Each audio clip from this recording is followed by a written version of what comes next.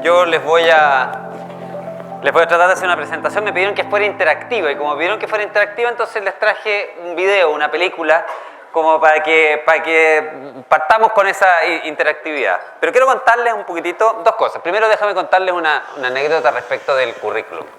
Cuando hice mi currículum siempre me acuerdo, voy a bajar esto un poquito, siempre me acuerdo de que estaba en un programa de televisión, entonces estaba conversando, debatiendo con un panelista que era con un sesgo bastante marcado de izquierda. Entonces me estaba yendo relativamente bien en la conversación con él, hasta que en un minuto entonces él aparentemente se queda sin argumento y me dice: no, pero es que da lo mismo, tú ¿no es cierto?, eres hijo de rico, estudiaste en la Católica, te gusta la Católica como equipo, así que obviamente vas a pensar de esta forma. Cuando yo escucho mi currículum siempre recuerdo que soy hijo de inmigrante, que estudié en la Chile y que me gusta la Unión Española. Y eso me da, ¿no es cierto?, muchísimo más autoridad para hablar de las cosas. En un mundo en que a la gente le gusta estereotipar, en un mundo en que a la gente le gusta, digamos, cuando se ve atrapada, dejar de debatir sobre las ideas y ponerte etiquetas, ponerte eslogan, la verdad que ese tipo de cosas increíblemente ayudan. Pero ustedes se van a sorprender cómo les van a poner etiquetas, efectivamente. Les van a poner etiquetas como nos ponían nosotros en la universidad, que somos fachos, ¿no es cierto? O les van a poner etiquetas, ¿no es cierto?, de que son de derecha, o de que viven en una cierta parte, o de que son de una cierta forma. Y eso es una forma de alguna manera no debatir en las ideas, no debatir en los fondos, sino que inhabilitarte por la etiqueta. Bueno, me pidieron que hablara un poco de lo que ha sido el Chile de los últimos 30 años, y por coincidencia yo tenía un video que nosotros hicimos en la oficina para celebrar los 30 años de Consul, que es la oficina donde yo trabajo. Por lo tanto voy a compartir ese video con ustedes. Les voy a pedir disculpas de antemano porque el video no lo quise cortar, tengo una versión más cortita, pero quise poner la versión completa. Y en esta versión hay un pequeño comercial de Consul. No es para ustedes, digamos, pero tiene 30 segundos de comercial, hagan como que no lo escuchan, digamos, y sigue el video. La parte fundamental del video, ¿no es cierto?, es contar directamente, ¿no es cierto?, con el relato de muchos de los protagonistas importantes de lo que fue la historia del desarrollo económico de Chile en estos últimos 30 años. Antes de partir con ese video, solamente les quiero contar que yo tengo 53 años, voy a cumplir 54 luego.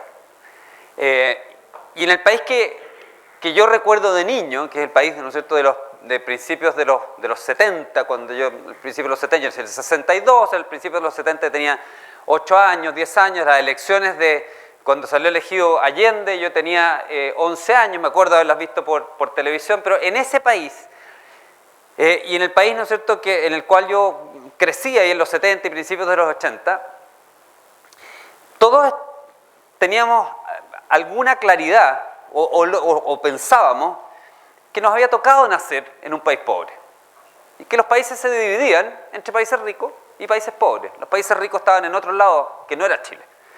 Los países con oportunidades estaban en otras partes, donde uno podía ir a comprar, ¿no es cierto?, chicles largos, turrón, cosas que no existían en Chile, ¿no es cierto?, lápices de colores, siempre era en otros lados y no era en Chile. Y el mundo estaba como un poquito predeterminado, digamos, era así.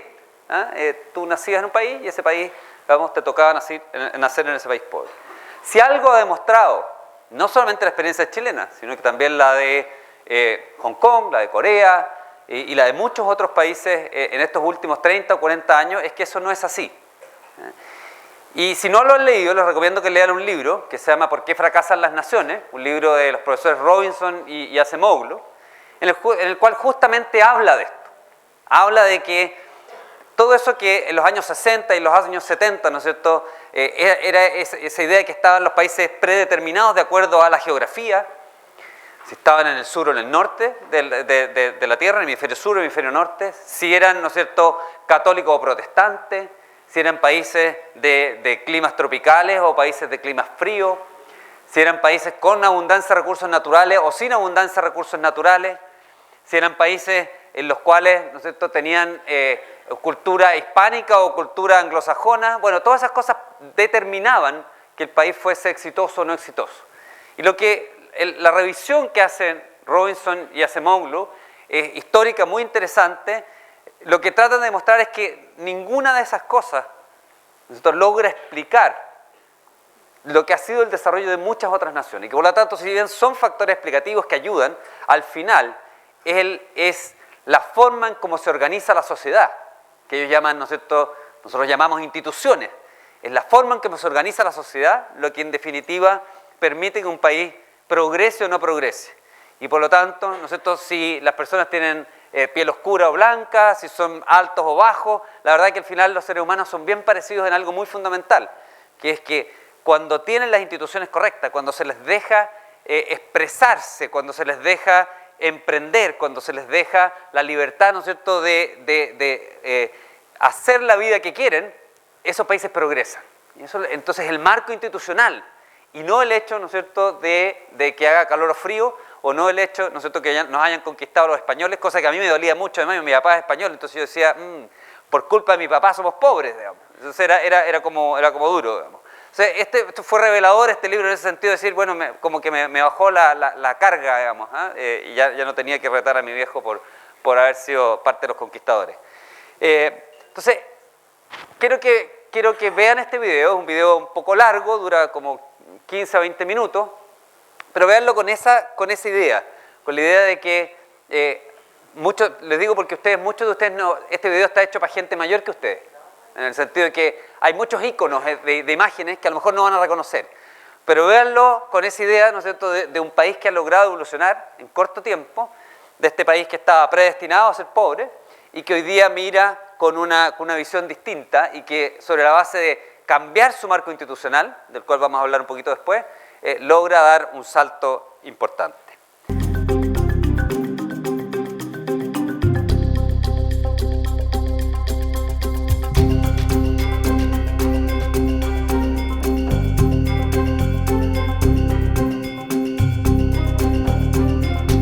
Hoy día es difícil pensar o acordarse de cómo era ese Chile de hace 30 años.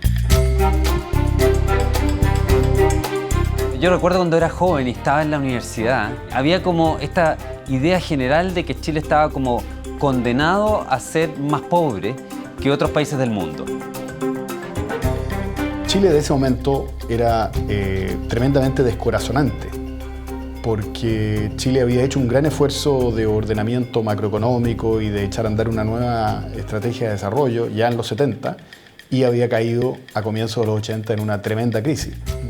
De manera de que se veía el futuro muy negro y la percepción que tenían, por ejemplo, organismos como el Fondo Monetario Internacional y el Banco Mundial, era que el caso nuestro era el peor de América Latina.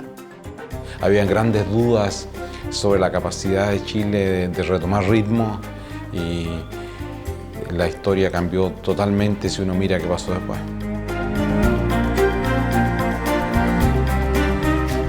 Lo más notable de esta evolución de estos 30 años es que en este periodo, simplemente abriendo espacios de libertad para el emprendimiento, para que comerciemos con el resto del mundo, para que las personas realmente desarrollen las ideas que tienen, logramos pasar de ser los chilenitos a ser el país de mayor ingreso per cápita de Latinoamérica. Y un país que hoy día tiene $23.000 per cápita y que cuando hablábamos hace 30 años atrás éramos un país de apenas medido a moneda constante de $8.000 per cápita. Ha comenzado a temblar y la luz se ha cortado. El acierto de René Castillo capta algunos detalles mientras la gente huye del lugar y se escuchan dramáticos gritos y llamados a la tranquilidad.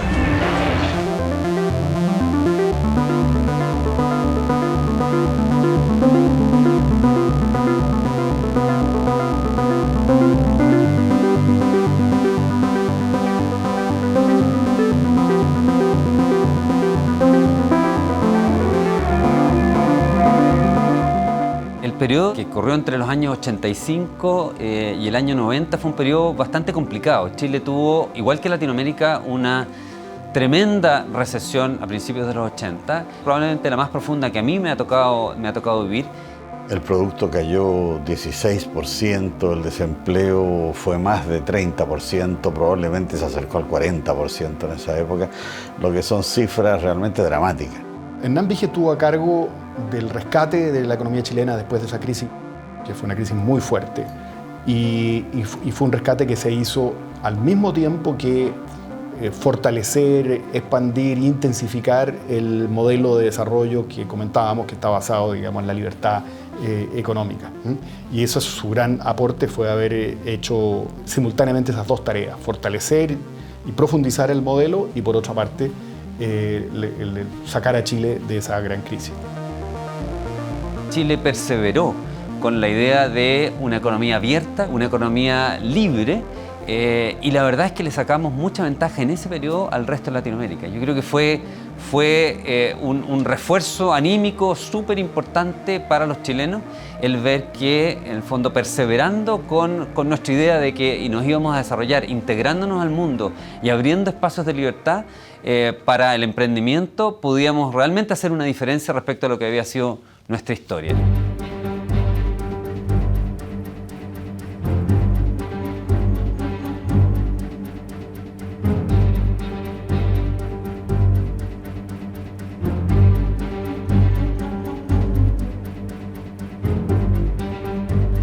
Señor Vigi, 29,4%.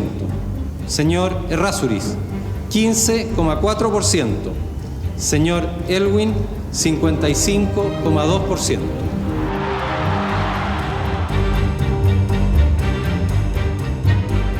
Después del regreso a la democracia del año 90 en adelante, había bastante incertidumbre respecto de si se iba a mantener un poco las bases del modelo económico que había estado imperando en Chile en los últimos 15 años, o si íbamos a hacer un retroceso completo y íbamos a volver, digamos, a un poco el Chile de los 60 o volver a ser, digamos, como el resto de los países latinoamericanos. ¡Alegres del triunfo obtenido! Creo que su gran mérito fue consolidar un modelo económico y social basado en la libertad económica y que estaba recién empezando a rendir sus primeros frutos, consolidarlo en democracia. Me recuerdo perfectamente que fue, digamos, de las sorpresas positivas, como en ese periodo se bajaron significativamente los aranceles. Y se comenzó con esta idea de hacer acuerdos de libre comercio para reforzar la integración de Chile al resto del mundo. Una decisión que a mí me parece crucial, adoptada en el gobierno de Elwin, que fue la rebaja de aranceles aduaneros desde el 15% al 11%. Y fue un periodo de alto crecimiento, fue un periodo en el cual las tasas de crecimiento en Chile fueron superiores al 7%. Entonces, un país en el que había mucho por hacer, que volvía, ¿no es cierto?, a integrarse al mundo, tanto políticamente como económicamente, y que esa integración significó, digamos, un boom económico muy importante. Sí, es verdad, es verdad. Marcelo Ríos es número uno. Etcétera. Durante su detención, lo visitó en Londres y luego fue a recibirlo al aeropuerto. Los años 90, yo diría que entre el 90 y el 97 fueron años de un boom económico espectacular, con tasas de crecimiento altas. Y Eduardo Ninat, un poco ya basado en el éxito que habían tenido estos primeros 4 años de transición, de alguna manera siguió con el mismo esfuerzo. Este gobierno se planteó con una visión bien pragmática y empírica, que era darle un segundo reimpulso al país en el frente económico, de infraestructura y social. Entonces decidimos impulsar fuertemente los acuerdos de libre comercio.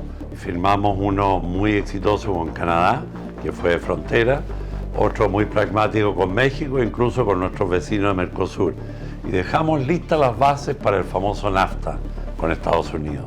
Pero no nos quedamos solo en el tema del comercio exterior o en el tema de modernizar la economía, sino que aprovechamos la famosa ley Hurtado que venía del gobierno de Elwin para las concesiones.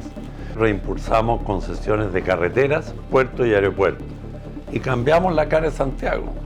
El crecimiento no fue tan espectacular con el periodo de Elwin, fue mejor al promedio de Pinochet y fue casi igual al de Sebastián Piñera. A partir de octubre de 1997 y con el desplome de la bolsa, las preocupaciones vuelven a la situación económica. La crisis asiática nos acecha.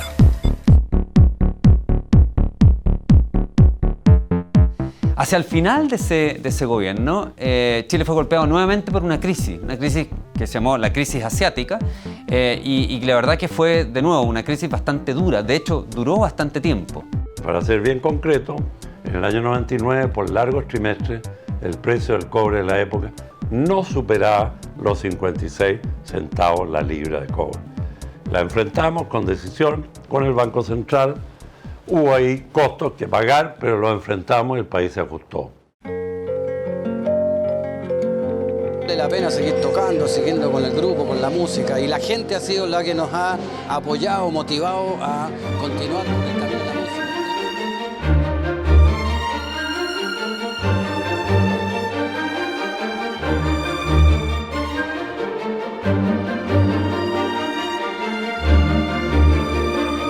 Cada uno de los gobiernos de Chile a partir de los 90 ha tenido como su sello. Y yo te diría que en el caso de Nicolás Izaguirre, su sello es haber puesto en práctica el tema de la regla de superávit estructural. Que en realidad lo que hizo fue básicamente ordenar de alguna manera lo que ya venía aplicándose en años anteriores y ayudó después, bajo el gobierno siguiente, a enfrentar la gran bonanza del cobre sin que se desordenaran las cuentas públicas.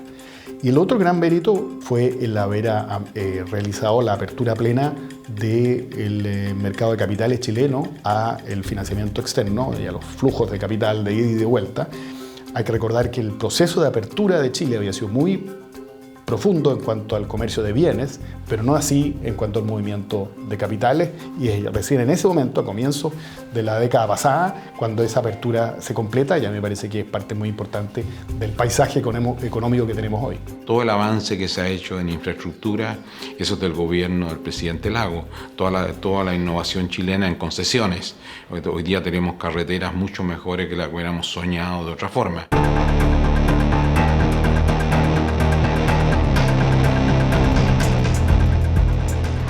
Este año debutan con sus protestas el 26 de abril.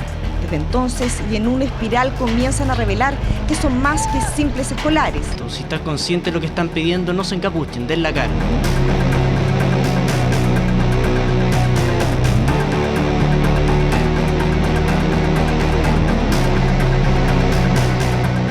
En situaciones como esta, cuando baja la marea, queda muy claro quién tiene el traje de baño bien puesto y quién no.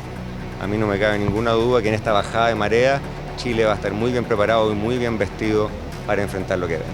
Bueno, a mí me tocó como gran desafío la crisis del 2008-2009. Cuando me nombraron ministro, nadie me dijo que tendríamos una crisis de esta magnitud. Y creo que el logro del país, no solamente de un ministro, de un gobierno, fue salir bien librado de esa crisis con una contracción que fue muy breve en contraste con otros países como España, en que la crisis duró años. Creo que el gran mérito fue el atenerse a un manejo presupuestario prudente, encuadrado en la regla fiscal, pese a que había una gran bonanza del cobre que hacía tremendamente tentador aumentar muy fuertemente el gasto público. La clave, unas cuentas fiscales ordenadas, una política fiscal contracíclica, la casa en orden en materia fiscal, que al final es condición necesaria para que a un país le vaya bien. 3:34 minutos es la hora en que se registró el movimiento telúrico. Muertos aumenta en más de un 100% de ayer a hoy. Regiones del Maule y Biobío reciben el golpe más duro, rescatan a 20 personas de un edificio colapsado.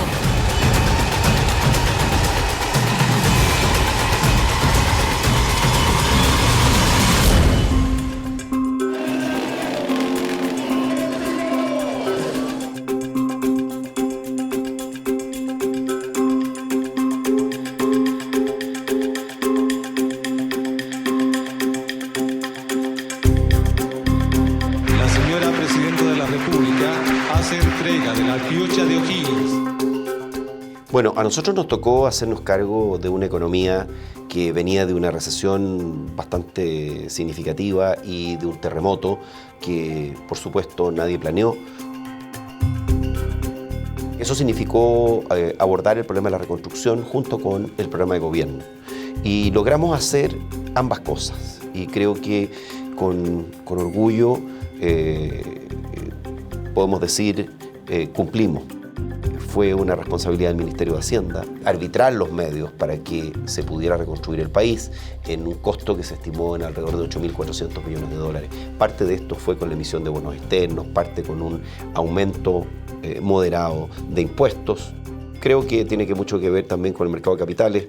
Muy poco después que esto se hizo, ya el año 2010, las clasificadoras de riesgo internacionales mejoraron la clasificación de riesgo país de Chile justamente por la forma responsable en que habíamos abordado la reconstrucción del país. Decidimos recurrir a un menú de opciones, dentro de las cuales la recuperación del crecimiento económico fue muy importante.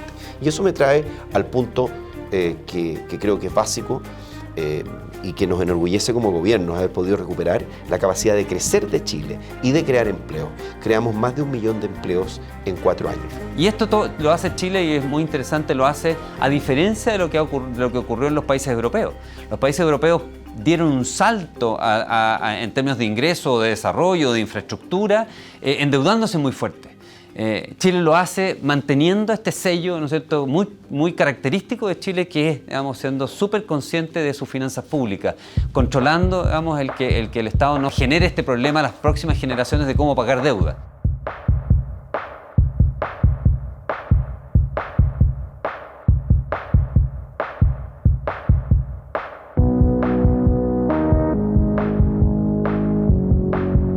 Bueno, Consulta cumpliendo 30 años y por coincidencia nos ha tocado justamente participar en los últimos 30 años de el exitoso desarrollo de la sociedad y de la economía chilena.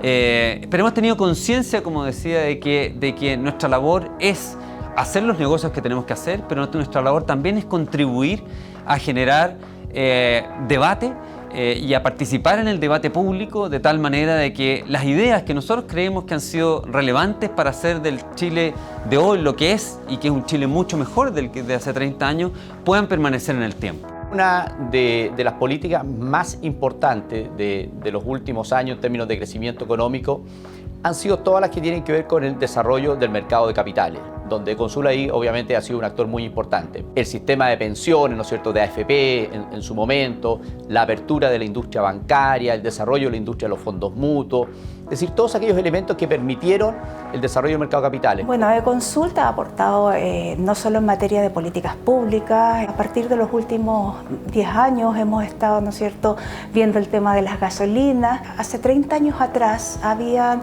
80 autos por cada 1000 personas.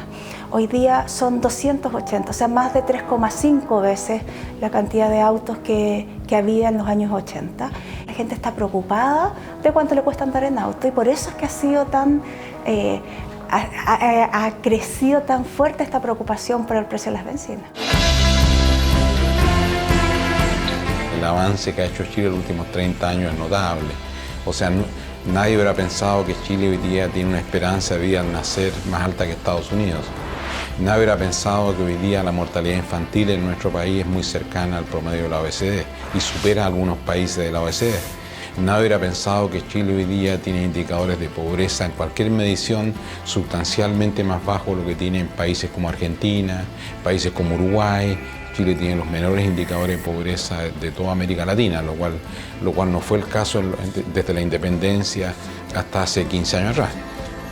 Muchos países han tenido sus 30 años de gloria. Muy pocos han podido tener 60, 100 o 200 años de gloria. Solo esos países que han logrado mantener por periodos largos de tiempo un crecimiento acelerado han logrado de verdad sacar a su gente de la pobreza y ser países desarrollados y de alto ingreso. Es fácil confundirse cuando uno empieza ya a ver que hay más prosperidad y abandonar el esfuerzo de ahorro, de productividad, de trabajo que se requiere para llegar efectivamente a la cumbre. No podemos olvidar nunca que el crecimiento económico no se da, como dice la Biblia, por añadidura. Se da porque se hacen políticas adecuadas, porque se hacen políticas que estimulan a las personas. Yo creo que tenemos desafíos muy grandes. Creo que Chile llegó a una etapa compleja. Es una realidad que no se ha visto en otro país desarrollado y que es propia de Latinoamérica. Son economías que traen elevados niveles de desigualdad. Que yo creo que este país debería tomar una agenda de inclusión social en serio, que incluya desde los temas de infraestructura, a los temas de educación, a los temas de emprendimiento, que haya realmente un foco en eso, pero que sea en un clima en el cual miremos hacia el largo plazo, miremos cómo esto nosotros lo insertamos dentro de una economía que además es esencial que siga progresando y que siga creciendo. Y creo que lo que nos falta es la tarea social, sin duda. No el sueño del pibe, no una cosa sin realidad, pero una tarea social en que la gente de verdad, el ciudadano de a pie, se sienta mucho más incorporado a este modelo que ha sido exitoso, pero que le queda más por recorrer.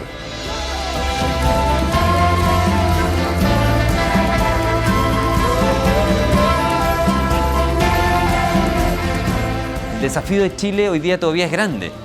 Si bien somos el país de mayor ingreso per cápita en Latinoamérica, la verdad es que estamos lejos de los promedios de los países desarrollados. El promedio del ingreso per cápita de los países de la OECD, por ejemplo, es de cerca de $40.000. Chile tiene $23.000. O sea, nos queda todavía un salto grande. Pero yo soy optimista. Cuando veo lo que era Chile 25 años atrás, no puedo sino ser optimista que en los próximos 25 años vamos a estar, digamos, teniendo un país mucho más cerca del desarrollo de lo que tenemos ahora. A mí me gusta que los chilenos nos pongamos desafíos grandes. Yo creo que justamente en los últimos 30 años hemos mostrado que nos podemos poner desafíos súper altos y lograrlo. Me encantaría que, no sé, al menos el 80% de los chilenos que hoy vive tuviese el nivel de vida, el estándar de vida, llámalo el nivel de ingreso del 10% más rico de la población. Lo que me anima de eso es que cuando miren los últimos 20 años y veo los datos de la encuesta CACEN, si uno toma desde el 90 y toma los datos, efectivamente al año 2011 el 80% de los chilenos había logrado tener el estándar de vida del 10% más rico el año 90. O sea, esto que yo planteo como un desafío casi imposible de alcanzar es lo que Chile hizo en los últimos 20 años. El desafío entonces es volver a hacer lo mismo. Yo creo que Chile debiese plantearse estos desafíos altos de volver, ojalá, a repetir estos 30 años que hemos tenido en los próximos 30.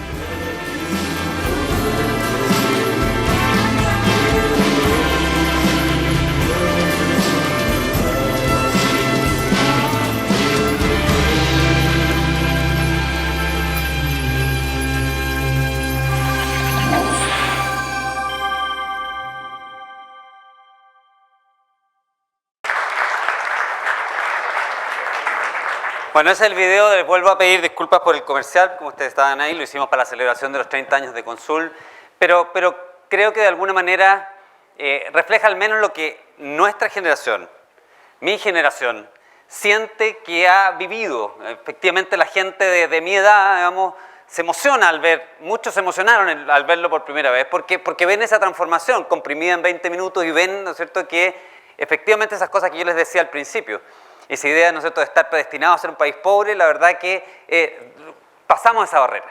La verdad que esos mismos chilenos que por cientos de años estuvieron en la medianía de la tabla de Latinoamérica, esos mismos chilenos, ¿no es cierto?, que miraban con una envidia enorme a países ricos en recursos naturales como Argentina, a países grandes como Brasil, a países cercanos al mundo desarrollado como México, digamos, a países con petróleo como Venezuela, sin tener más que lo que siempre habían tenido, podían dar un salto enorme. Y por lo tanto la impronta, la esperanza, la idea, ¿no es cierto?, de que se podía progresar, quedó como muy metida, quedó grabada a fuego en nuestra generación, una generación que en ese sentido, ¿no es cierto?, tenía la posibilidad de mirar con optimismo el futuro, y no una generación que estaba como achatada, ¿no es cierto?, como yo decía al principio del video ahí, reconociéndose como los chilenitos.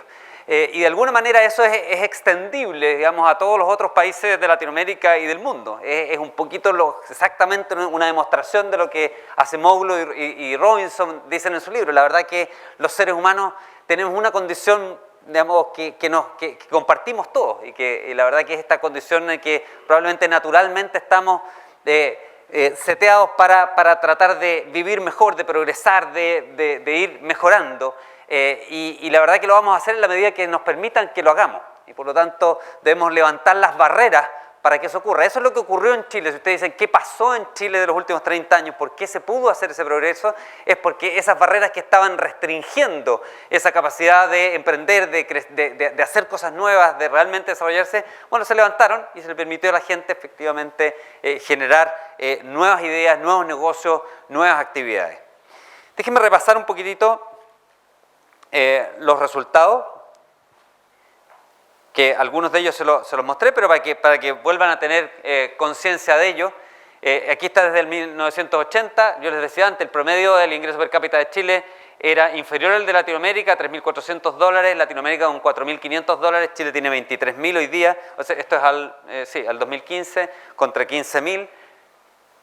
El crecimiento por décadas, Chile, digamos, ha logrado entre el 85 y el 94, 95 2004 y 2005 2014 siempre tener crecimientos por sobre Latinoamérica y por sobre el mundo. Y aquí hay un tema muy importante, de nuevo mostrando que no estamos condicionados por algunas cosas.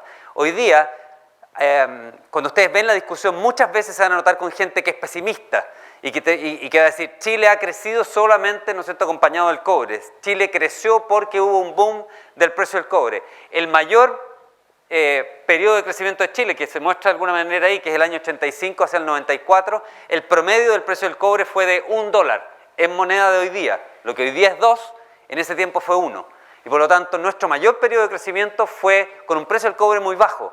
Y no tiene que ver con el precio del cobre. Y en estos 30 años hemos tenido precios del cobre altos y bajos. Hemos tenido recesiones mundiales, recesiones internas, recesiones latinoamericanas, que nos han pegado y no hemos podido volver a levantar. Y por lo tanto, de nuevo, el volver a nosotros ese pesimismo de decir, no, es solamente porque fue el precio del cobre, es de nuevo tratar de poner esa sombra de duda respecto de la capacidad que tienen los países de reinventarse, de crecer, de hacer cosas nuevas, independientemente, ¿no es cierto?, de las condiciones ambientales que estén enfrentando, que es un poquitito lo que yo les quiero decir. Esto es un poco lo que les decía antes. Si Chile el año 85 tenía más o menos el mismo ingreso per cápita, lo que este gráfico nos muestra es que si Chile hubiese crecido desde el año 85 hasta el 2013 al mismo ritmo de crecimiento de Latinoamérica, hoy día tendría $11.000 per cápita. Y por lo tanto seguiríamos siendo igual que Ecuador, digamos, como país en términos de ingreso per cápita. Y en vez de eso nosotros tenemos estos 23.000. O sea, el crecimiento hace una diferencia y se acumula muy rápido, digamos, esa diferencia. Puedes duplicar el tamaño de un país, puedes duplicar la capacidad, ¿no es cierto?, de la calidad de vida de los ciudadanos en periodos relativamente cortos. En términos de pobreza también salía durante la presentación, y ustedes lo pueden ver, salía cómo Chile ha bajado de niveles de 45% a 7,8% en un mismo periodo. Latinoamérica ha logrado bajar y reducir la pobreza también, pero en un porcentaje bastante menor. En términos de desigualdad, ustedes vieron ahí a José de Gregorio, un economista, presidente del Banco Central, exministro demócrata cristiano, nos está hablando de la importancia de la inclusión, de la movilidad social y de un país más igualitario. Bueno, Chile, efectivamente, cuando se mira a nivel de las estadísticas, es un país que todavía tiene niveles de desigualdad medidos por este índice más o menos alto, pero cuando uno va y mira más al interior de esas estadísticas, se da cuenta que las nuevas generaciones, este es el estudio de Claudio Zapelli, que probablemente algunos de ustedes han visto, las nuevas generaciones en Chile tienen niveles, ¿no es cierto?, mucho menores de desigualdad de las que tenían las antiguas generaciones. Y eso tiene que ver con acceso a la educación, tiene que ver con acceso a trabajos, ¿no es cierto?, mejor remunerados, tiene que ver con el acceso de la mujer al mundo del trabajo y a la educación universitaria. O sea, hay muchos factores que este proceso de desarrollo y crecimiento de Chile ha permitido para ir disminuyendo esos niveles de desigualdad, que obviamente cuando se miden simplemente en una estadística como el índice Gini parecen ser relativamente modestos, pero cuando uno ve mucho más allá de eso y ve realmente lo que está ocurriendo en generación tras generación, la verdad que hemos avanzado enormemente. Muy difícil de explicar en un programa de televisión, muy difícil, ¿no es cierto?, de romper el eslogan de que Chile es el país más desigual del mundo, pero la verdad es que los datos no mienten, los datos están mostrando que las nuevas generaciones tienen niveles, ¿no es cierto?, de desigualdad mucho menores que las antiguas. Es muy difícil disminuir a alguien que no fue al colegio, alguien que no tuvo educación, alguien que trabajó siempre, ¿no es cierto?, en el mismo lugar, que nunca salió fuera de Chile. Claramente, esa persona, que es una persona mayor, que es una persona, ¿no es cierto?, de 50 o 60 años, probablemente tiene niveles de desigualdad con aquel que sí tuvo la oportunidad de ir al colegio, de ir a la universidad, de viajar por el mundo y ¿no es cierto?, esos niveles de desigualdad son más o menos altos. Pero en las nuevas generaciones eso ha ido cambiando. Bueno, las expectativas, lo decía Vittorio Corvo, las expectativas han crecido. Ahí muestra un poquito lo que es la matrícula de educación terciaria, que es, ¿no es cierto?, universitaria y educación media. En el fondo, también hemos tenido un crecimiento mucho más grande que el que ha tenido el resto de Latinoamérica. Hablábamos de mercado de capitales, y aquí la gente del mercado de capitales lo ve como algo lejano, como algo muy financiero, como algo muy técnico, y se nos olvida que el acceso a crédito es lo que le permite a las personas, digamos, tener celulares, es lo que le permite a las personas hacer el viaje soñado de la vida, es lo que les permite a las personas tener la casa y comprarse esa casa, es lo que les permite el tener, ¿no es cierto?, es un mercado de capitales que funciona, justamente permite incrementar el bienestar de la gente en forma bastante más rápida. Y bueno, en Chile esta es solamente una medición. Por haber tenido políticas públicas relativamente sanas, sobre todo desde el punto de vista fiscal, logró, y por haber, ¿no es cierto?, incentivado su mercado de capitales, logró darle acceso al financiamiento a gente que nunca lo tuvo. El financiamiento en Chile era cosa de pituto, era cosa de ser amigo de un banquero, era cosa, ¿no es cierto?, solamente para un grupo de privilegiados, y hoy día es una realidad, digamos, para las clases medias y una realidad, digamos, para una gran cantidad de personas en nuestro país. Y ese acceso al financiamiento, ¿no es cierto?, es parte importante del bienestar que hoy día los chilenos pueden mostrar. Chile tiene hoy día, los chilenos pueden endeudarse a 30 años y a 40 años para comprarse una casa. Eso, digamos, es un objetivo que en la mayor parte de los países de Latinoamérica les encantaría tener. No tienen un mercado de capitales que permita esa visión de largo plazo porque no han tenido la estabilidad de largo plazo y no han tenido, ¿no es cierto?, el fortalecimiento institucional que requiere que haya alguien que esté dispuesto a prestarle a otro a 40 años, ¿no es cierto?, a tasas relativamente bajas. Fíjense lo que ha disminuido solamente, ¿no es cierto?, desde el año 90 hasta ahora la tasa de interés de largo plazo en Chile. Es decir, 10% al año en UF, o sea, más inflación a 1,7% al año. Eso ha ocurrido en el mundo también, pero dramáticamente en Chile, y muestra, ¿no es cierto?, cómo ese acceso al financiamiento ha ido quedando disponible para toda la gente. Ahora, ¿qué pasa en el presente, digamos? ¿Qué es lo que estamos viendo hoy día? Tenemos este país que lo vemos en ese video, lo vemos en estas cifras que yo les muestro, que ha tenido este progreso increíble y nos choca ver que haya un porcentaje, un grupo de la población en el cual dice, no, hay que cambiar todo lo que hemos hecho en los últimos 30 años, ¿no es cierto? Hay que pasar una retroexcavadora y hacer todo de nuevo, partir desde una hoja en blanco. La pugna que se produce aquí, ¿no es cierto?, está ejemplificada como lo que ha hecho Chile en los últimos 30 años, que son soluciones creativas a problemas públicos, problemas reales, lo que la Libertad de Desarrollo llamó en ese libro, ¿no es cierto?, editado por Cristian Larroulet, soluciones privadas a problemas públicos, contrastado contra este otro libro, ¿no es cierto?, que de alguna manera le da la impronta, le da, ¿no es cierto?, le da el sello al gobierno actual de Michelle Bachelet, que es el otro modelo donde se muestran unos ladrillos quebrados en referencia a un libro que se llamó El Ladrillo, que, ¿no es cierto?, definía por profesores de la Universidad Católica lo que había que hacer para estabilizar Chile post 1973. Entonces es como romper con ese modelo, el modelo que ha imperado durante 30 años en Chile, o 40 años en Chile, que ha permitido este cambio institucional y este gran avance respecto de otros países para cambiarlo por algo distinto, algo nuevo. Y ese algo nuevo en realidad no es muy nuevo. La verdad que muchas de las cosas que salen en ese libro del otro modelo son volver a las mismas cosas que fracasaron durante los años 60, 50 y 40. Y que es, ¿no es cierto?, un Estado muy fuerte, un Estado, ¿no es cierto?, que intruso respecto de la propiedad privada y de la vida de las personas, y un Estado, ¿no es cierto?, en que quiere decidir por los ciudadanos qué debe hacerse, dónde debe estudiarse, qué debe estudiarse y hacia dónde debe dirigirse en los esfuerzos del país. Y esa es una diferencia más o menos importante. Pero no solamente eso, es un Estado, digamos, que quiere además cambiar instituciones que han sido importantes. Es un Estado que está dispuesto, ¿no es cierto?, a que el sistema previsional, cambiarlo totalmente. Un Estado que está dispuesto, ¿no es cierto?, a que en vez de concesiones el Estado haga las obras públicas. Bueno, esas son las pugnas, digamos. Aquí hay una contraposición entre como si fuesen, digamos, algo totalmente contrapuesto entre igualdad y crecimiento, digamos, como un desprecio del crecimiento en favor de la igualdad. Lo hemos visto, digamos, en las conversaciones y en los diálogos de las autoridades, reparto versus capitalización, FONARSA versus ISAPRE, universidades públicas versus universidades privadas, construcción pública versus concesiones, o sea, obras públicas, digamos, de la mano del Estado, y así muchos otros, colegios públicos versus subvencionados. La verdad que ese ha sido la impronta un poco de este gobierno, y de ahí la preocupación de muchos de los que estamos, sobre todo en nuestra generación. Para muchos de ustedes, el nivel que tiene Chile hoy día es el nivel con que Chile nació. Ustedes nacieron en un país que ya, ¿no es cierto?, era un país relativamente exitoso, y en un país, por lo tanto, que era fácil vender el eslogan de decir, ya somos ricos, lo importante ahora es repartir bien lo que tenemos.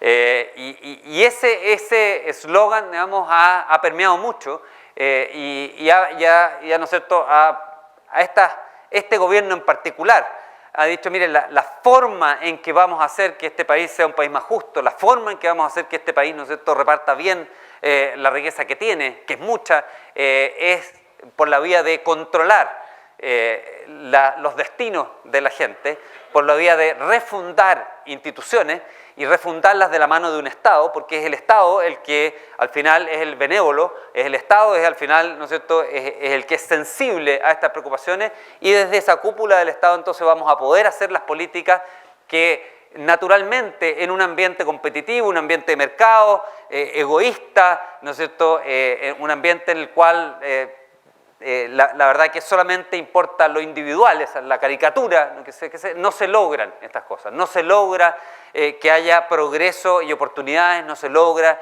que haya progreso y inclusión, no se logra naturalmente en una economía de mercado y una economía libre y una sociedad libre que haya la posibilidad de desarrollarse para todos, sino que el eslogan es que esas sociedades que son así simplemente logran darle beneficios al 1% más rico, al 2% más rico, y se perpetúan los niveles de desigualdades. Esa es la idea, y yo creo que es una idea muy equivocada.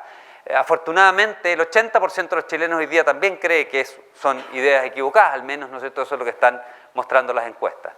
Pero ¿dónde está el punto clave mirando hacia adelante? Cuando ustedes ven este video, y está hecho a propósito así, ustedes ven gente que tiene visiones políticas e ideológicas relativamente dispares en ese video. Ustedes ven, ¿no es cierto?, un ministro de Hacienda como Eduardo Ninat, que es demócrata cristiano. Ustedes ven un ministro de Hacienda como Andrés Velasco, que es socialista.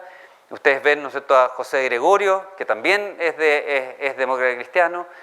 Ustedes ven, ¿no es cierto?, un Foxley, ven un presidente Lago, que es socialista, ven una presidenta Bachelet en su primer mandato, también socialista, ven un presidente Piñera, ¿no es cierto?, centro derecha, un Felipe Larraín como ministro de Hacienda, que también es de centro derecha. Entonces ven la verdad que una mezcla bastante amplia, un arcoíris bastante amplio de ideas, pero que tienen algo en común que se ha perdido en los últimos 2 años. Tienen la idea de que necesitamos crecer y progresar para darle, ¿no es cierto?, poder dar y financiar el bienestar de la gente. Tienen la idea de que hay que hacer buenas políticas públicas, de tal manera, ¿no es cierto?, de que administrar los recursos escasos que tienen los países, y particularmente países pobres como Chile, de la mejor forma posible. Tienen la idea, ¿no es cierto?, de que el Estado no es una captura para un grupo particular de la población, sino que el Estado es un medio para hacer cosas en beneficio de la sociedad. Y por lo tanto, dentro de las diferencias ideológicas de ese gran espectro de personajes que vimos en ese video, y dentro de las diferencias ideológicas, dentro de ese gran espectro de personajes que hemos visto pasar por la política y la economía chilena en los últimos 30 años, hay factores comunes súper importantes. Y esos factores comunes, ¿no es cierto?, son los que han permitido este desarrollo dentro de esas diferencias. Lo que vemos hoy día, ¿no?, es una radicalización de gente que no tiene en común eso, que siente, ¿no es cierto?, el Estado como una captura para ellos, su familia, sus amigos y la gente que piensa como ellos, que quiere, ¿no es cierto?, hacer que los chilenos todos piensen como ellos y que quieren, ¿no es cierto?, ellos guiar los destinos de los 17 millones de personas que somos. Que no están preocupados, ¿no es cierto?, del buen uso de los recursos públicos, que no les importa de alguna manera el que se manejen bien las cosas, que se ha perdido esa idea de manejar bien las finanzas públicas, de ser responsable con ellas, que se ha perdido la idea, ¿no es cierto?, de hacer buenas políticas públicas. Y por lo tanto, ahí es donde Chile tiene que recuperar. Cuando Chile dice, ¿podemos mirar con optimismo? Bueno, yo creo que sí podemos mirar con optimismo, porque como ustedes ven ahí, no es que estos 30 años de Chile, desde el punto de vista de lo político, de lo punto de vista, ¿no es cierto?, haya sido un grupo particular, pequeño, el que haya estado, ¿no es cierto?, digamos, tirando las riendas de este progreso. Como les dije, teníamos factores ambientales donde tuvimos recesiones, donde tuvimos boom, pero también tuvimos, ¿no es cierto?, gente de centro-derecha, gente de centro, gente de izquierda, pero que tenía una idea clara de que, en definitiva, el progreso de los países, ¿no es cierto?, tiene que ver con hacer las cosas bien. Y en ese sentido soy optimista porque lo que ocurre, ¿no es cierto?, es que probablemente cuando uno ve las encuestas, un 70 o 80% de los chilenos tiene esa misma idea de hacia dónde tiene que ir Chile. Matices enormes respecto de sus ideas políticas, pero digamos, esta misma idea que fue tan importante en 30 años, persiste hoy día en la sociedad chilena, digamos, como algo que debiese, digamos, permanecer en el futuro. Y en ese sentido es probable que nosotros podamos dar vuelta un poco lo que han sido estos años, digamos, de gobierno y retomar idealmente este camino que, como yo decía, ¿no es cierto?, nos va a permitir eventualmente, con 30 años más, llegar a ser un país desarrollado. Y quiero mostrarles un video cortito, sé que me queda poco tiempo, que perdimos ahí, pero quiero mostrarles un video cortito que no es de Chile, que es muy actual y que de alguna manera demuestra lo que les estoy diciendo. If you look at the research, James Heckman, the Nobel Prize winning economist, the University of Chicago, I don't know if you've ever had him on your show, he did a research survey. What are the investments a country can make that will make us richer? He looked at everything, tax breaks and subsidies, all of that. He came, I think, maybe to his surprise, to the conclusion that early childhood education is the single best investment for growing the economy. So we're leaving kids behind. 51% of the children in the public schools of America right now live below the poverty line. Now, how are we going to... more than 50%, 51%. First time in our history we've had more than 50%. How are we going to grow the economy, which is my objective? How are we going to provide more economic opportunity and be creative about how we do it so that technology is not going to stop? We're going to keep losing jobs to technology. How are we going to get ahead of that trend? Bueno, ¿por qué les traigo, ¿no es cierto?, lo que eventualmente en la FPP podría ser casi como el demonio, ¿no es cierto?, que es Hillary Clinton, ¿no? ¿Por qué traigo a ella? Justamente para hacer el punto de lo que quiero decirle antes. Estados Unidos sin duda ha sido la sociedad, ¿no es cierto?, que ha progresado más probablemente en la historia, digamos, han logrado ciertos grados de consenso en esa sociedad que les permiten ese progreso. Y Hillary Clinton, sin embargo, es una persona de centroizquierda, una persona en la cual uno la escucha y muchas veces está muy en desacuerdo con lo que dice, pero aún dentro de ese desacuerdo uno logra obtener, ¿no es cierto?, clips como este, en el cual ella hace varias cosas que son súper relevantes para pensar en un país el cual pueda proyectarse a futuro. Primero, ella habla de crecimiento económico y no desprecia el crecimiento económico, y habla de crecimiento económico como una herramienta importante, como un objetivo primordial de su gobierno. Dice, el crecimiento económico es importante en nuestro gobierno. Segundo, es capaz, ¿no es cierto?, de hablar de un profesor de la Universidad de Chicago, que ideológicamente está totalmente al otro lado, en las antípodas de donde está su pensamiento ideológico, y reconocer a ese profesor, ¿no es cierto?, como un profesor importante que tiene algo importante que decir y del cual ella está dispuesta a escucharlo y ¿no es cierto?, y hacer suyo una buena propuesta, si es que la propuesta es buena, independientemente de que venga del otro lado del espectro político.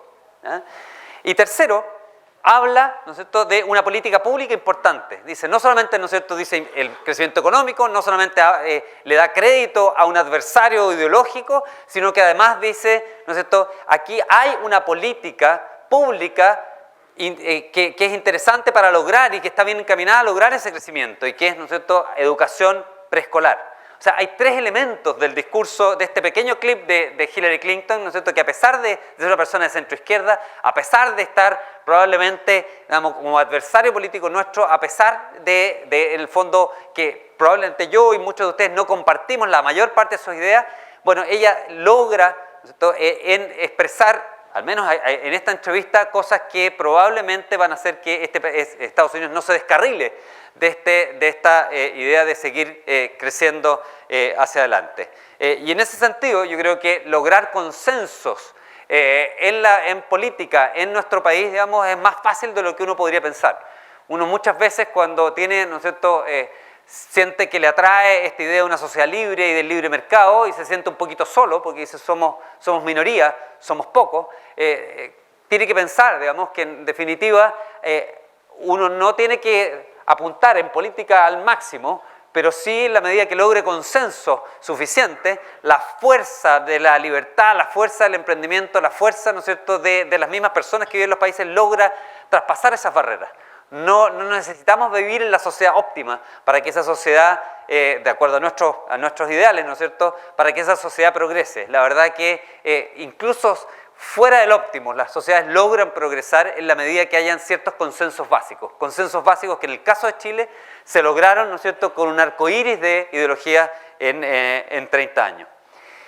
Ahora, cuando esos consensos no están, la verdad que, y con esto voy a terminar, podemos ver qué es lo que está en juego, cuando la verdad que se fragmentan las sociedades, cuando la verdad que no tenemos el espacio para reconocerle al otro los méritos, cuando la verdad que nos encapsulamos en nuestras propias ideas, digamos, y no trabajamos como sociedad, la verdad que el costo puede ser muy grande. Y este es un ejercicio que yo hice hace un tiempo atrás para Argentina y para Venezuela. Ricardo acá me podrá, ¿no es cierto?, decir si está bien hecho o no, digamos, pero el ejercicio es el siguiente. Si Argentina de 1910 hubiese seguido creciendo a la misma tasa que desde 1910 crecieron Francia y Alemania, hoy día sería un país de 52 o 53 mil dólares per cápita.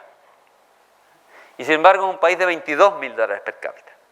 O sea, lo que está en juego es grande, es enorme desde el punto de vista del bienestar de la sociedad.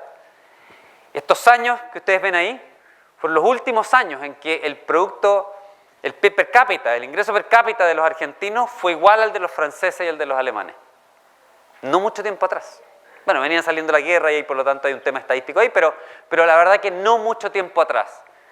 O sea, alguien que nace hoy día en Argentina podría mirar, ¿no es cierto?, a su padre y a su abuelo y decirle, ¿qué hicieron? ¿Cómo es posible, ¿no es cierto?, que con esta oportunidad me legaron el país que me están legando hoy día? Y rebelarse un poquitito contra las generaciones anteriores.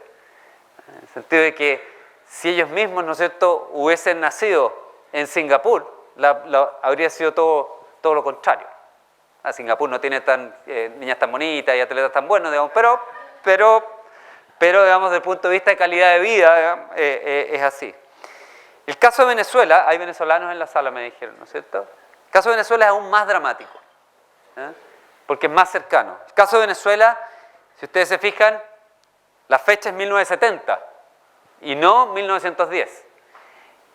Si Venezuela desde 1970, 50 años atrás, 45 años atrás, hubiese seguido creciendo como crecieron Alemania, como creció Francia, la verdad es que sería un país de 46 mil dólares per cápita, entre los 40 y 45 mil dólares per cápita. En 1967 y 68 fue la última vez que Venezuela tuvo el mismo nivel de ingreso per cápita de Alemania y Francia. O sea, cuando hacemos las cosas mal, cuando perdemos los consensos, cuando nos descarrilamos, cuando generamos estas instituciones extractivas, cuando un grupo de la sociedad, ¿no es cierto?, le extrae al resto de la sociedad el fruto de su esfuerzo, en vez de dejarlo, digamos, que eso se siga expresando libremente, lo que ocurre en periodos relativamente cortos de tiempo, digamos, son situaciones bastante dramáticas, como la comparación que podemos hacer hoy día entre Venezuela y Alemania, o como la comparación de que podemos hacer de lo que pudo haber sido Argentina y lo que realmente es. Y en ese sentido es el llamado, ¿no es cierto?, a buscar esos consensos, a tratar de mantener esto que ha logrado Chile en el último tiempo, porque nos queda mucho por avanzar. Con este gráfico quiero terminar. La verdad que los errores se pagan caro y se pagan largos. Recientemente, Rolf Lüders y otros hicieron una investigación muy importante en Chile y, ¿no es cierto?, hicieron una recolección de estadísticas de los 200, llamaron los 200 años de la República, o 1810 al 2010. Y uno de esos gráficos es particularmente interesante y nos muestra cuál es el ingreso per cápita relativo de un chileno versus un americano. Y nos muestra que cerca de 1910 los chilenos teníamos aproximadamente la mitad del ingreso per cápita de un americano.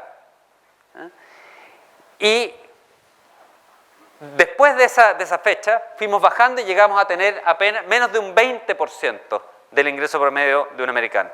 Con todo este progreso de 30 años, recién vamos, ¿no es cierto?, recuperando y vamos, ¿no es cierto?, en 35%. O sea, a pesar de estos 30 años que se ven tan maravillosos en el video, que se ven tan buenos en lo que yo les he mostrado, aún no recuperamos todo ese desgaste y esas malas políticas que nos acompañaron en el fondo desde la Primera Guerra Mundial y hasta 1975. Hay mucho por hacer todavía. Los errores se pagan caro, se pagan largo y probablemente se pagan por generaciones y generaciones. Bueno, fue un poquito entrecortado, pero muchas gracias de todas maneras por la atención.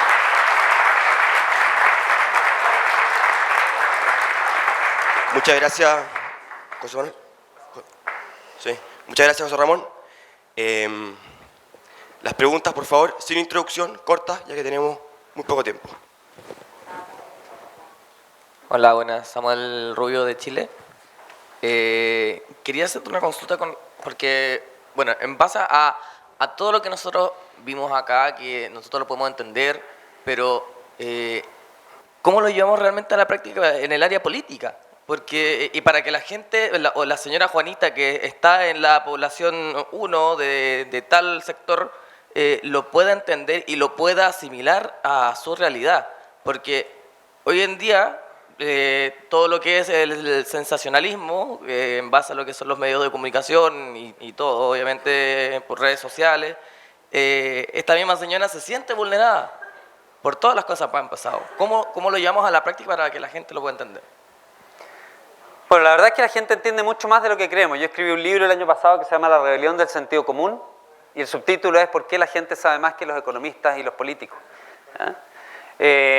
Y la verdad es que lo que trata ese libro es justamente de recordar a los líderes y recordarle a los economistas y a los técnicos cómo la gente en su ámbito sabe mucho y mucho más de lo que ellos nunca van a llegar a saber. El conocimiento disperso, digamos, entre la gente respecto de sus propias actividades es enorme.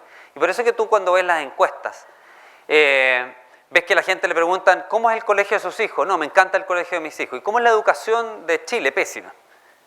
Y le preguntan ¿y cómo es el ambiente de trabajo en la relación entre trabajadores en su empresa? No, la relación de los trabajadores es óptima, es muy buena, nos llevamos bien con los jefes, nos llevamos bien con la empresa, ¿no es cierto?, tiene departamentos de bienestar. ¿Cómo son las relaciones laborales en Chile?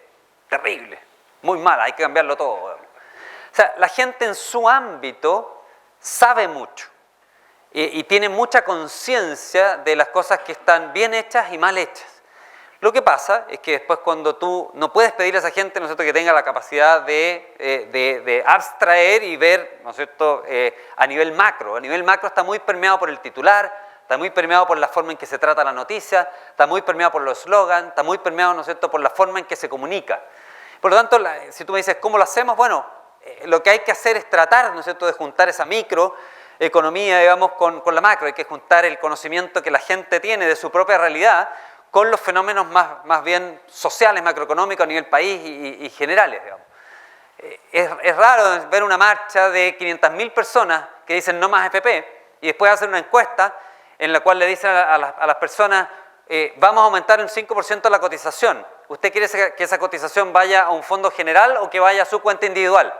Y que 80% te diga que quiere que vaya a su cuenta individual. Entonces, ¿cómo una cosa o otra? Si tú me dices, ¿cuál es el esfuerzo? El esfuerzo es ese.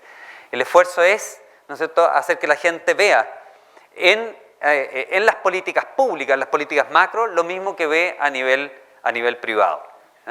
Porque a nivel privado la gente se comporta de una forma que es bastante más cercana a lo que tú crees, ¿no es cierto?, que es cómo debiera ser y definirse el mundo. La gente a nivel privado quiere su privacidad, quiere su libertad, quiere poder decidir por ella misma cómo es su vida y dónde educar a sus hijos y qué carreras tener y dónde trabajar.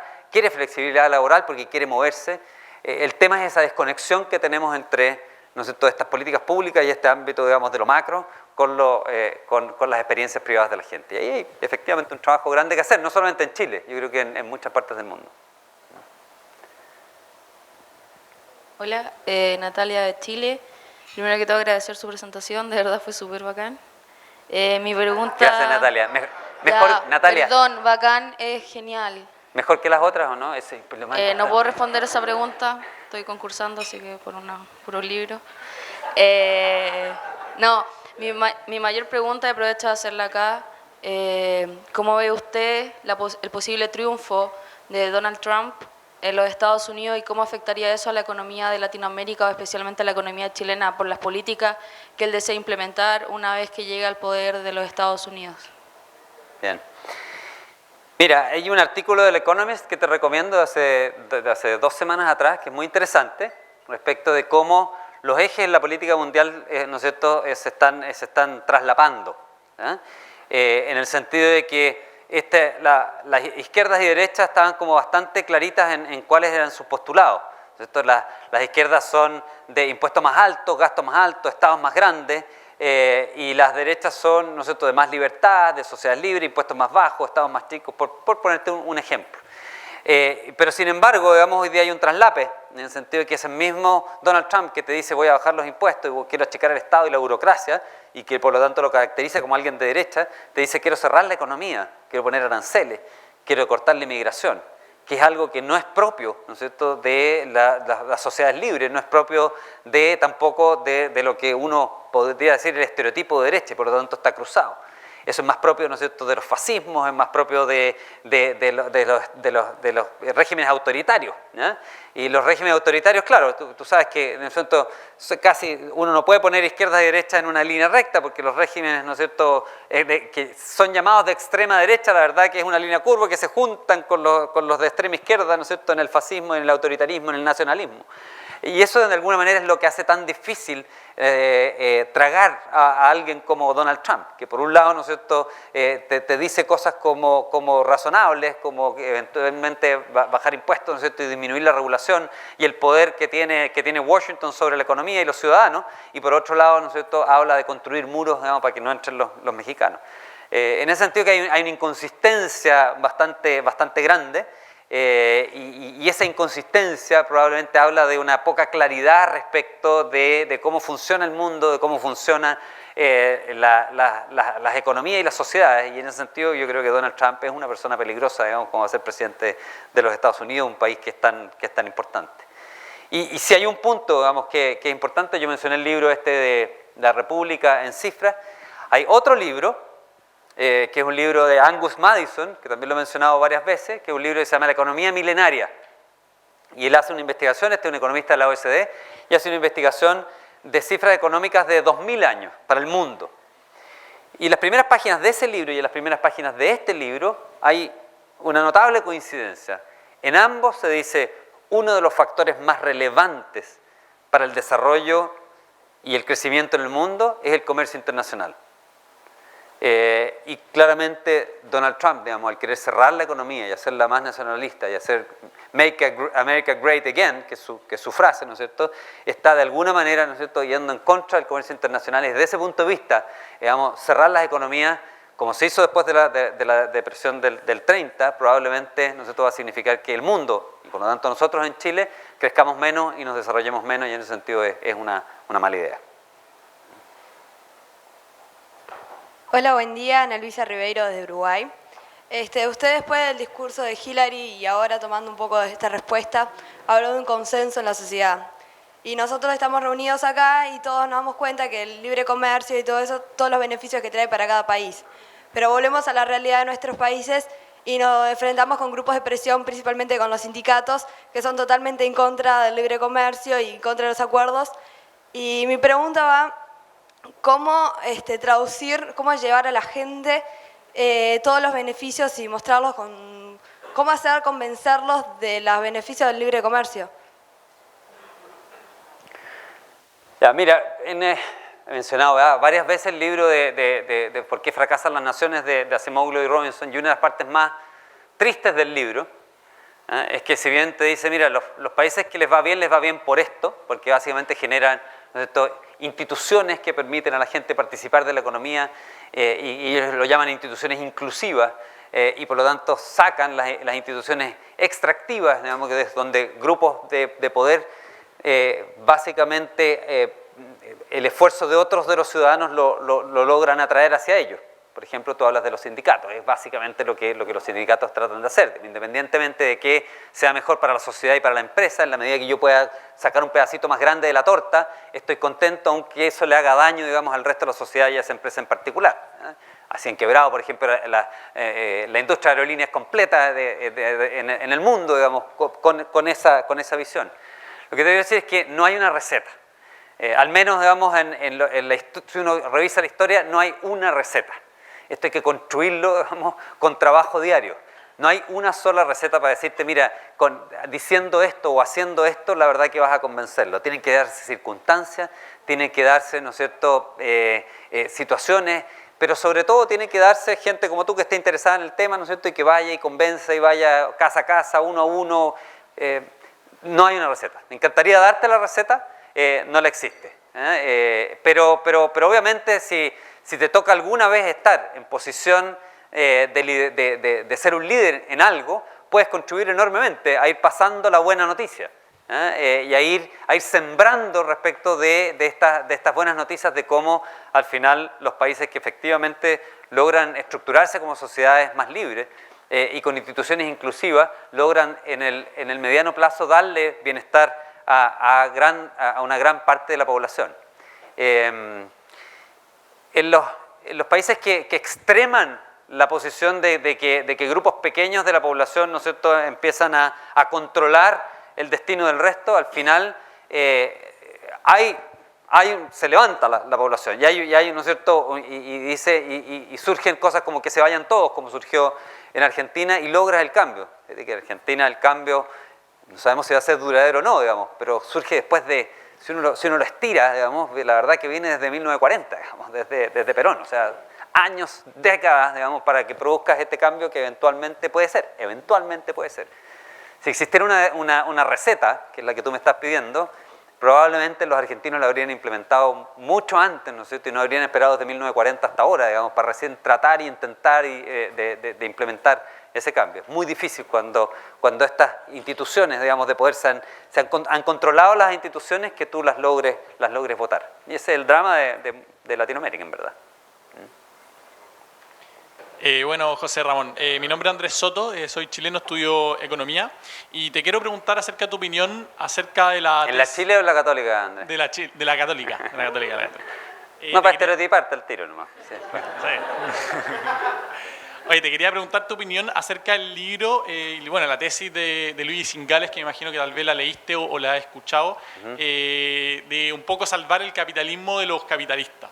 Porque, para ser súper breve, yo personalmente creo que en Chile en algún minuto se fomentó mucho la competencia y después pasó que se formaron grupos que al final se convirtieron en grupos rentistas y algo que hoy día estamos un poco viendo las consecuencias de eso con todo el tema de los abusos, las colusiones, etcétera, etcétera. Entonces te quiero preguntar tu opinión sobre eso y cómo eso se puede enfrentar si es que efectivamente tú estás de acuerdo con un poco esa tesis. Luis Ingales tiene dos libros, más o menos del mismo tema, dice Salvemos al capitalismo de los capitalistas, y tiene un libro posterior, ¿no es cierto?, que es El capitalismo de la gente, o Capitalismo para la gente.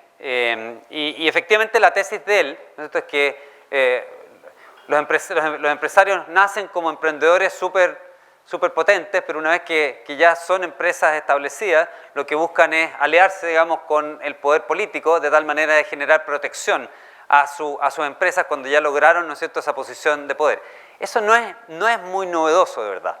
Es novedoso que él lo vuelva a traer, ¿no?, y que él lo compare con Italia y que diga está ocurriendo en Estados Unidos, y que es lo que los americanos llaman el crony capitalism, ¿no es cierto?, que en el fondo tú tienes una empresa establecida y que dice ya, una vez que yo ya fui exitoso, ahora cómo genero barreras de entrada para que, ¿no es cierto?, mantenerme en este éxito. Yo sinceramente no creo que en Chile, a pesar de todos estos casos que hemos visto, sea un país en el cual, ¿no es cierto?, haya mucho crony capitalism. No creo que Chile sea un país en el cual muchas empresas estén dependiendo de los favores del Estado. Creo que de hecho Estados Unidos, Italia, en muchos países europeos, lo que está ocurriendo en Brasil, por ejemplo, es efectivamente así, en el cual tú para ser exitoso depende. Yo creo que en Chile todavía opera un mercado bastante cruel, como el que decía, ¿no es cierto?, Patricio Elwin, en el cual las empresas pueden ser desafiadas.